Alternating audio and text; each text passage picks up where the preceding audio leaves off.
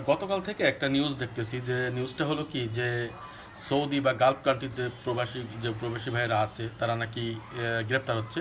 কারণ একটা, এই ধরেন সৌদির কথাই বলি, সৌদি যুবরাজ সালমানকে নিয়ে ট্রোল করা, সৌদির আইনের প্রতি শ্রদ্ধাশীল না থাকা। মানে আপনি যে কান্ট্রিতে আছেন সেই কান্ট্রির শাসকের বিরুদ্ধে আপনি কথা বলতেছেন। এটা কিন্তু একজন মুসলিম হিসেবেও কিন্তু শোভনীয় না ভাই। আপনি গেছেন কাজ করতে, আপনার রিজিক সেখানে। এখন আমাকে বলতে পারেন যে আমার রিজিকের দায়িত্ব আল্লাহর, এগুলো করতেই পারি। ভাই আপনি তাহলে কাজ বাদ দিয়ে বাংলাদেশে আসেন, বাংলাদেশে এসে তারপর আপনি যে কারো সমালোচনা করেন বাইরের বিশ্বে, ঠিক আছে? যে কোনো, আমি ইরানের কথা বলতে, সৌদি বা ইউক্রেন, রাশিয়া, যার ইচ্ছা আপনি তার দল নেন, বিভক্ত নেন, কিন্তু যেখানে আপনি কাজ করতেছেন সেখানে আপনি একা না, অনেক মানুষ কাজ করতেছে এবং সবার রিজিক জড়িত। ঠিক আছে, রিজিক জড়িত। এখানে কিন্তু আপনার এই ঘোলাটে পরিবেশ করা উচিত না, এবং আপনাকে যে আপনার পরিবার পাঠাইছে, আপনার পরিবার আপনার উপরে ডিপেন্ড। এগুলো বোকামি ভাই।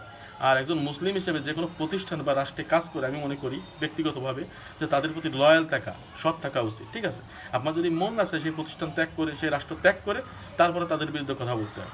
হ্যাঁ, সেইখানে থাইকে সেখানে কাজ করে জড়িত থেকে এটা বলা যায় না। ঠিক আছে।